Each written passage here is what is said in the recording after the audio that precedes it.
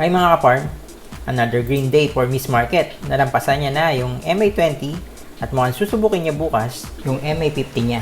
Maganda din ang ginalaw ni Pa from our top 5 picks today. Ispatan natin siya at ang ating top 5 picks para bukas. Tara guys, mag-chart na tayo. This is Farm Boss and welcome to my YouTube channel.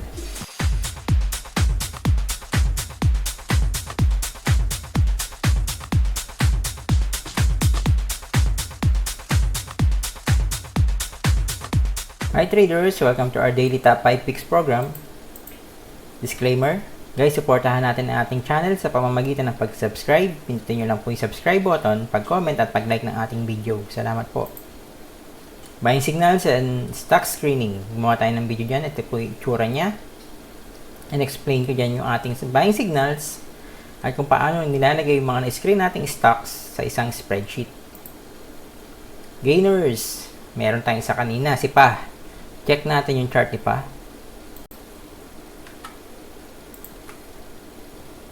Tingnan muna natin si Miss Market. Ayun, lumampas na siya dun sa MA20 niya. Ngayon naman, baka subukin niya bukas itong MA50. Ayan, gumaganda-ganda na siya. Tingnan natin kung malalampasan niya yung MA50 bukas. Check natin si Pa.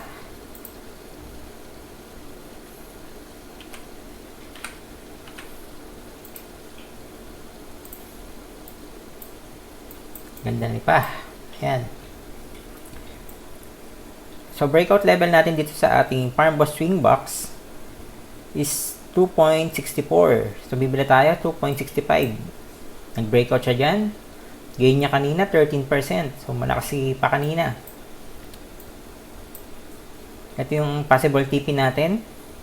3.21. Pero guys, ito, ilang percent na lang yan.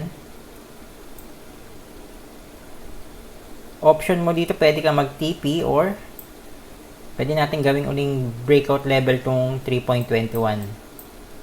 So, tingnan lang natin yung magiging reaction niya dito sa taas ng Darvas box natin.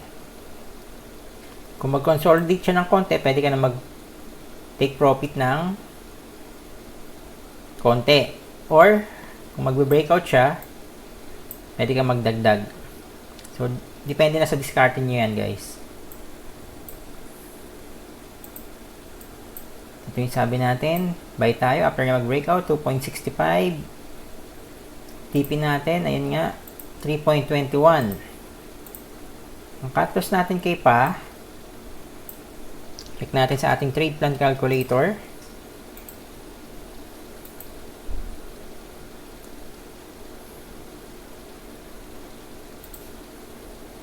Ito guys, 2.32, 2.25. Kaso nga lang, hindi na masusunod to. Kasi mataas yung gain ni Pa kanina. Gagamitin natin ngayon yung kanyang current price na 2.94.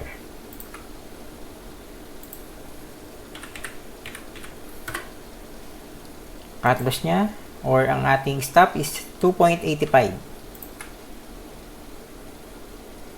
Kanina na-hit nung dito yung stop ko eh. So, napabenta na ako kay dito.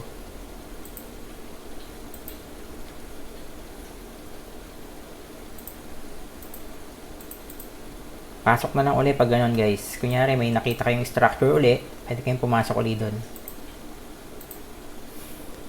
Ito na yung ating stop kay Pa. 2.85. Okay, yan si Pa guys. RSI niya nasa 65. Below average volume. So, kung magbe-breakout siya dito sa taas ng Darvas box, baka above 70 na yung RSI niya. And sana malaki yung volume. Para maganda yung breakout. Check na din natin si dito. So, si dito, nakapagbenta na ako. Kanina. Kaso hindi sa optimal level niya.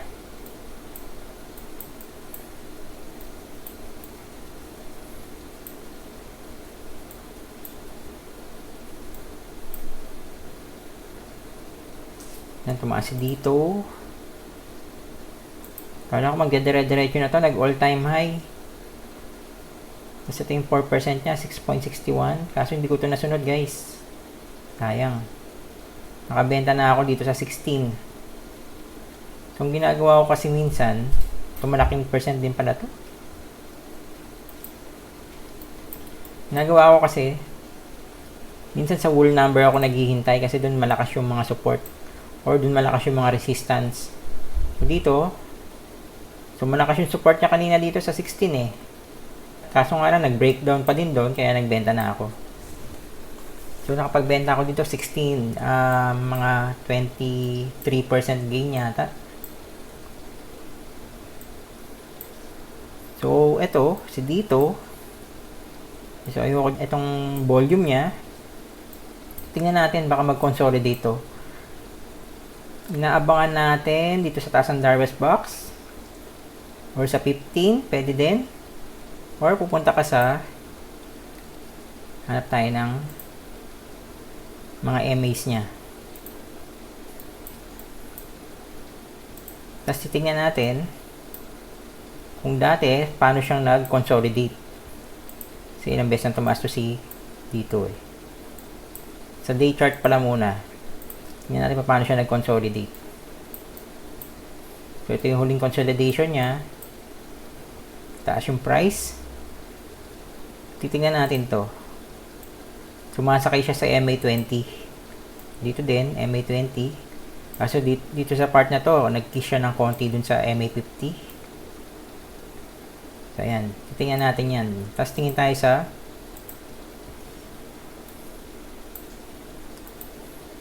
mas smaller time frame. Kung saan natin siya pwedeng abangan.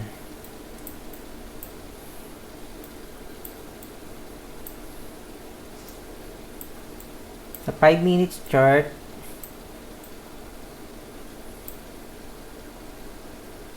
bumaba na yung MA20 na sa MA50. Pag ganito, pwede mo naman siyang abangan kung magkukross uli yung MA50 pababa ng MA20. Pwede din yan. Or hanap tayo ng sinasakyan niya.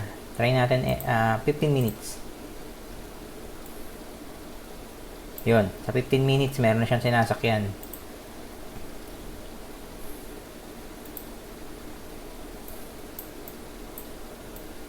So dito lumampas siya sa mga MAs eh. MAs lumampas siya. Pero dito, kita nyo, sumakay na siya sa MA50. Pero nag-ride siya sa MA20. Pero siguro maximum natin sa MA50. Yun tayo pwede mag-abang. Pero, yung strategy natin dito, hindi tayo bumibili ng pababa. Pwede mo siya abangan dito. Hanap ka ng pwedeng talbugan niya dyan. For example, ito. Hanap ka ng mga support or resistance. Dito, nag-resist tong line na to. Dito sa dalawang candle. So, diyan pwede mo siya abangan. Confluence siya sa MA50. Pag tumama dyan, syempre, hintay ka muna saglit. Tingin ka yung structure. Sa breakout, uli ang bili. For example, ito. Diba? Bumaba siya dito sa MA50. Hanap ka muna yung structure. Hindi yung pagkadikit dito sa MA50, bibili ka na. Hindi mo alam kasi kung lulusot yan eh. Okay, guys Yan, Darvas box.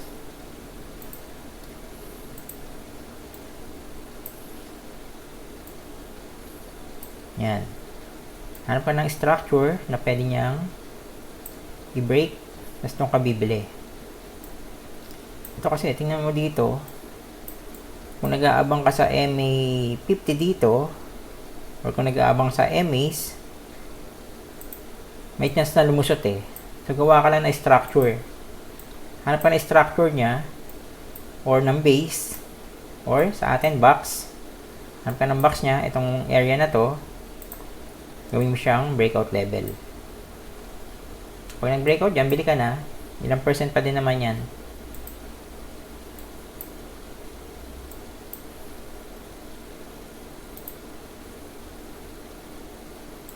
%27%.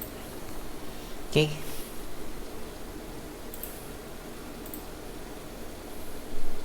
Yan, si dito, nakapagbenta na ako. Tingin ko, papasukin ko pa ulit to. Love natin yung may mga momentum eh. Yung mga stock na may momentum. Yun yung mga love natin. Okay? Doon na tayo sa ating top 5 picks para bukas. February 10, Wednesday. Si Bull, ayan, yung mga may momentum. Si Bull, IMI, Geo, AGI, tsaka si Ma. Try natin si Bull.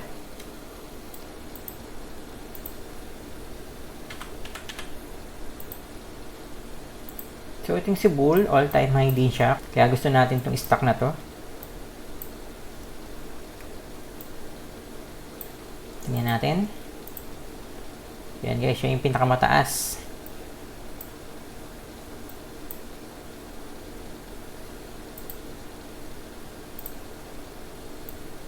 Ang breakout level natin dito, itong peak ng candle niya. Itong all-time high niya, 3.08. So, bibili tayo after niya mag-breakout, 3.09.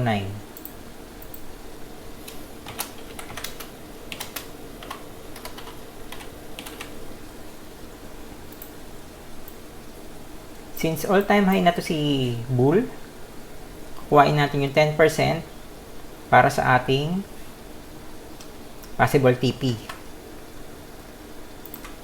So, Bull, 3.08.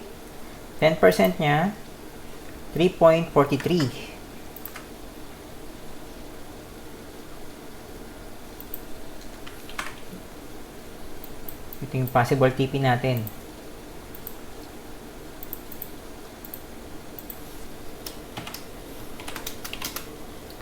$3.43. Hindi naman ibig sabihin guys, kung ito yung TP nyo, bibenta nyo lahat yung hawak nyo. Importante, mag-take profit kayong konti, pero mag-iwan kayo ng yung pwedeng sumabay dun sa pag-akyat ni Bull kung tataas pa siya. Katos natin dito kay Bull. Dun din sa ating trade plan calculator. 2.98.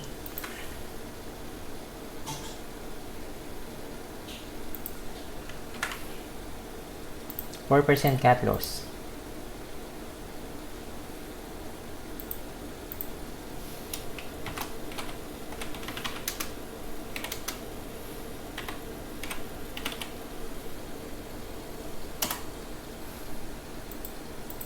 Okay, yan yung plan natin kay Bull. Kanina, volume niya, ayun. Above average na naman. Significant volume. RSI, nasa 76. So, nasa parabolic level yung RSI ni Bull. Okay, next natin. Si IMI. So, nung bumababa yung mga price ng stocks, siguro late January, itong si IMI naman, siya lang yung tumataas. Kaya gusto natin si IMI. So, bumalik lang siya. Kahapon, nasa top 5 picks din natin to. So, ito yung plan natin. Breakout level niya, 13.21.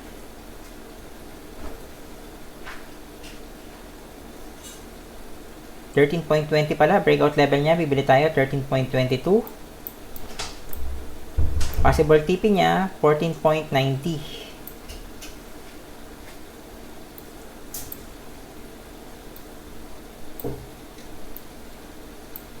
Check natin si IMI. Dito natin nakuha guys. So, resistance siya dito, yung level na yan. Dito naman, support siya ng mga candle na to. Possible gain, 12.81. Cut loss natin, 12.80.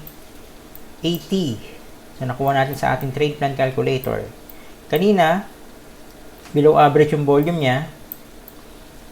And yung RSI niya, above 70 na. So, ito yung gusto natin nakikita sa volume. Pagka nagko-consolidate yung stock natin na may momentum. So, lumiliit yung volume niya before siya mag-breakout. Okay, next natin. Yan si IMI. Next natin si Geo. Napansin nyo guys, last time, konti lang yung ating breakout na nilalagay sa ating mga top 5 picks. Ngayon, medyo dumadami na sila. Gumaganda kasi takbo ng market natin. So, ayan si Geo. Nasa top 5 picks na pala natin siya dati. So, kinuha natin siya sa ating Farm Boss Swing Box last time. Pero ngayon, dito na siya sa malaking box magbe-breakout. Ito na yung plan natin. So, breakout level natin dito. 0.50. Bibili tayo.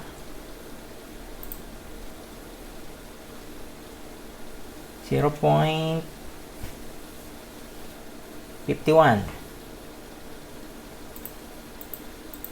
After niya mag-breakout.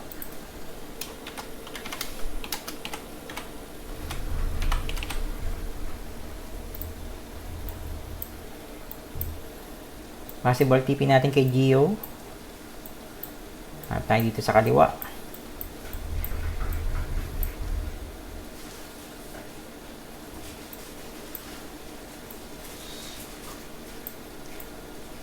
Kuhain natin itong ilalim ng candle na to.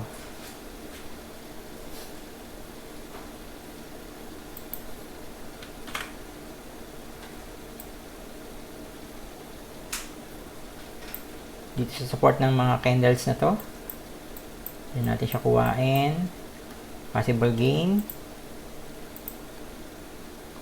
33%.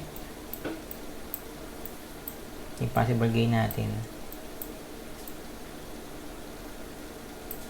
Possible TP 66 0.70 sabihin natin 0.70.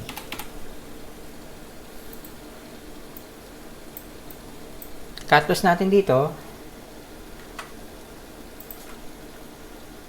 Geo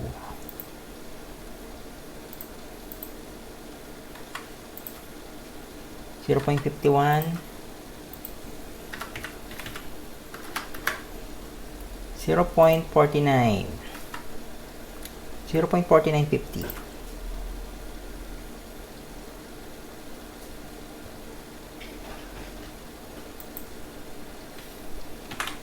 Malapit na malapit lang dun sa ating breakout level.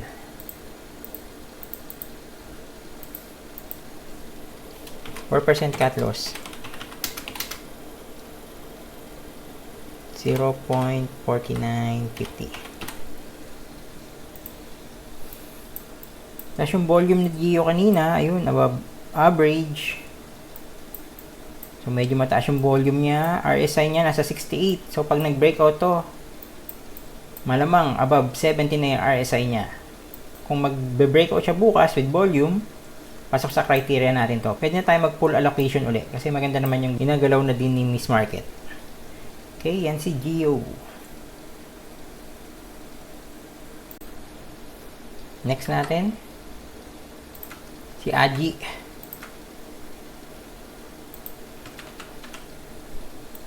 So, blue chip. Yan yung price ni Aji, medyo malapit na dun sa kanyang breakout level.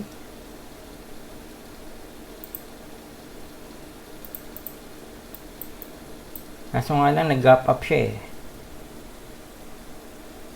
So, i-ano na lang din natin tong gap up niya. Take note na lang natin to, baka balikan niya to. Pero kung malakas naman talaga siya si Aji, baka dumiretso na tong mag-breakout. Breakout level natin kay Aji 11.06, bibili tayo 11.08.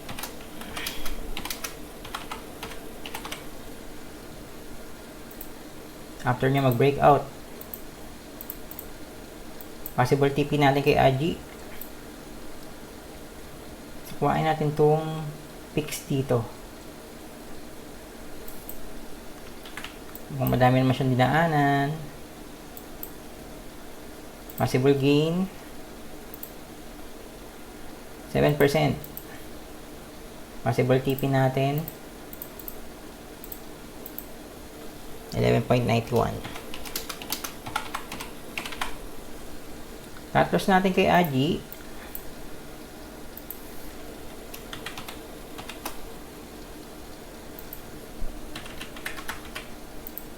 10.74.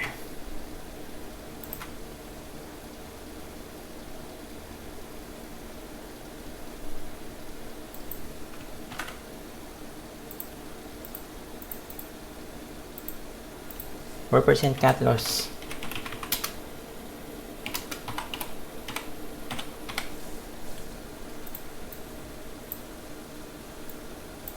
Yung volume ni Aji kanina, so maganda yung volume ni Aji kanina, mataas.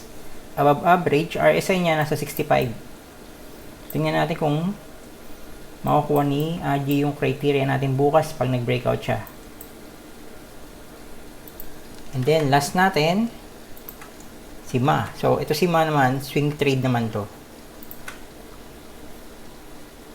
Meron ba tayo dati kay Ma? Meron na. So, swing trade natin to. Last time, ito yung ating swing trade sa kanya. Nag-breakout siya dito. Ilan % na siya ngayon? So, laki-laki na guys. So, baguhin na natin to. May chance pa din siya uling mag-breakout dito. Small box. Breakout level 3.30. Bili tayo 3.31.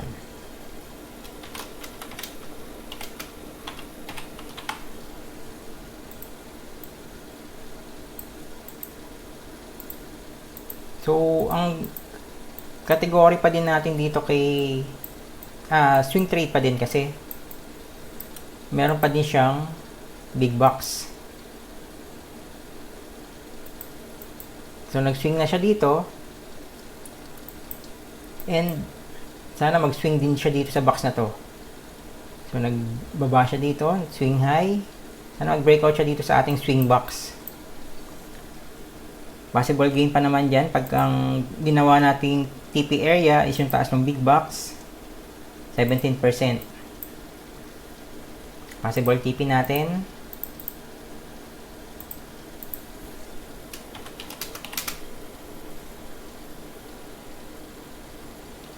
$3.90.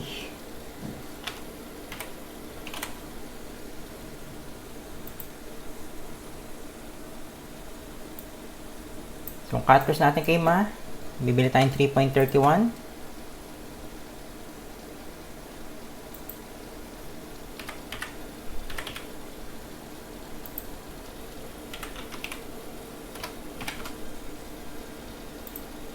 $3.21.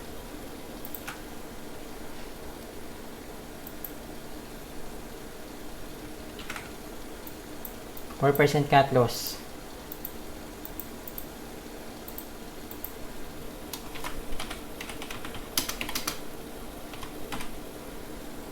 Kanina guys, nag-breakout na siya dito sa ating swing box. Kaso nga lang, bumalik siya ulit sa loob ng box. Tingnan natin bukas.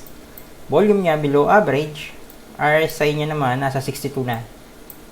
Kapag ganito, hindi lalampas ng 70 yung RSI natin, small allocation lang. So, baka dito siya lumampas ng 70 pagkalampas dito sa big box natin.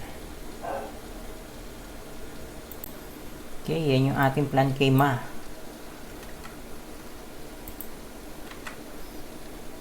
So, yan yung ating top 5 picks para bukas. Next na tayo. Or meron tayong request pala ngayon. Thank you for this, sir. More power. Sir, ano pong tingin nyo kay Converge? So guys, si Converge,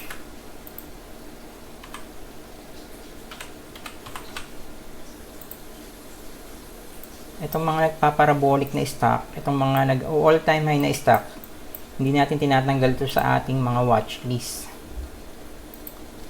Minsan,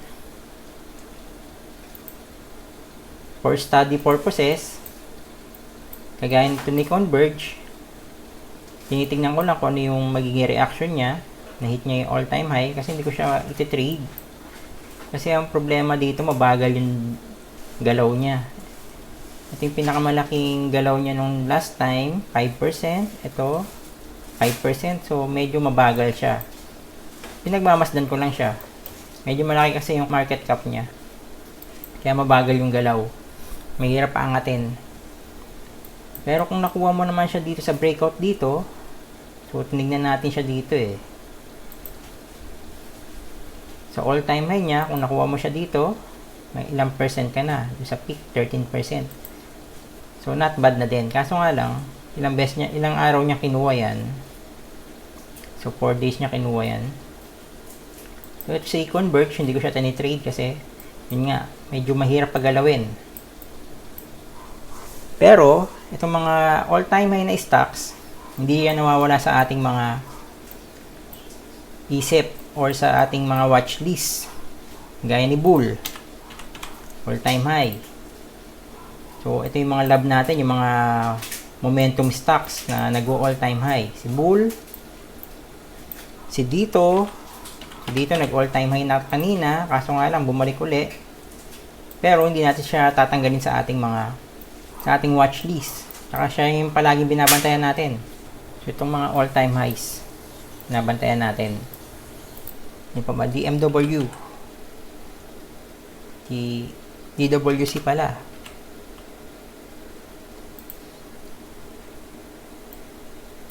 So ito yung mga tinitingnan natin. Ito all-time high din. Tingnan nyo yung volume niya. Ang problema lang sa mga ganito guys, kailangan alam nyo kung saan kayo papasok. Through intraday, pwede. Through whole number, or kung gagawa silang base. Hintayin natin gumawa ng base si Bull. So, walang tigil to. Meron yata siya isang stop day. Ito, nag-ano siya dito. Rest day niya. Rest. Meron siyang rest period dito. Yan. Diyan yung pasukan. Pero parang hindi pa siya nagpapahinga talaga. Dire-diretso pa din yung takbo niya. So, ito yung mga gusto nating stocks. Huwag kayo matatakot sa mga ganitong momentum stocks, guys. Kailangan lang maayos yung inyong risk management. Tsaka, pag may plano kayo, sundin nyo talaga kasi yun yung magsisave sa inyo sa malaking losses. So, tingnan natin yung performance ko tingnan natin yung performance ko last week. Madaming trade din ako last week eh. So, ayan, sa eagerness kung makahanap ng mga momentum plays, medyo madami kung play last week. So, makikita nyo dito, 1% to 2%, apat yung cut loss ko. Hindi ko na pinapaabot sa 4%, guys. Pag nakita mo humina na yung momentum, pwede kang lumabas na kaagad. Makakapasok ka din naman kaagad kung nakakita ka ng chance na malakas pa yung momentum niya, di ba? Form siya ng base, nag-breakout, pwede kang pumasok ulit. Bumaba uli ng 1%, 2%, bumalik dun sa Darvas box, sa loob ng Darvas box, cut ka uli. Pwede kang pumasok ulit. Kung maggagawa uli siya ng base. So, ganun lang guys, tingnan nyo, ang dami kong loss din. So, 7 to. Tapos isang per play, 0%. Pero tingnan nyo naman yung aking mga gains. So, dalawa sa 5% to 9%.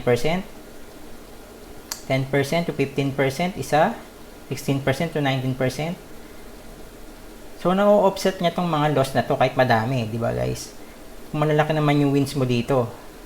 Kung 20% ka, tapos nag-loss ka ng 1%, apat na beses.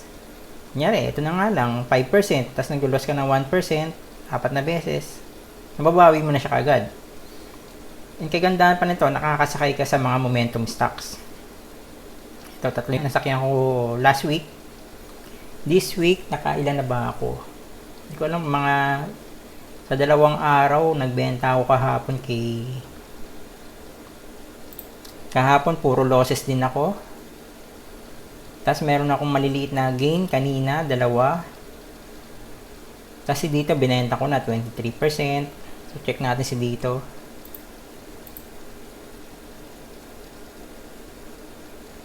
Ito yung pinost ko dun sa FB natin. Nakabenta ako sa kanya 16 So nabawasan pa to. Tingin ko mga 23% or 25%. So ganyan. Meron kang ganyang win, offset na lahat ng loss mo, di ba? Isang win mo lang ganyan, offset na lahat yung loss mo. So meron pa akong pa ngayon, 14% gain na yata ako ngayon, pero hawak ko pa siya.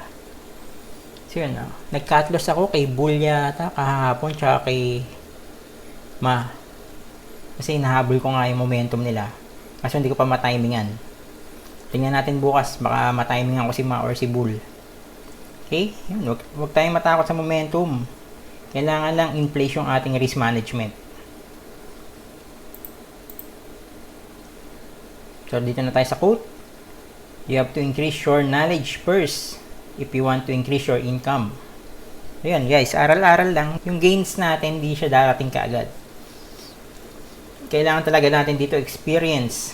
Tsaka yung kung gaano kang kasipag mag-aral, mababawasan mo yung time na gugulin mo na hindi nag-i-increase yung income mo or hindi nag-i-increase yung gain mo.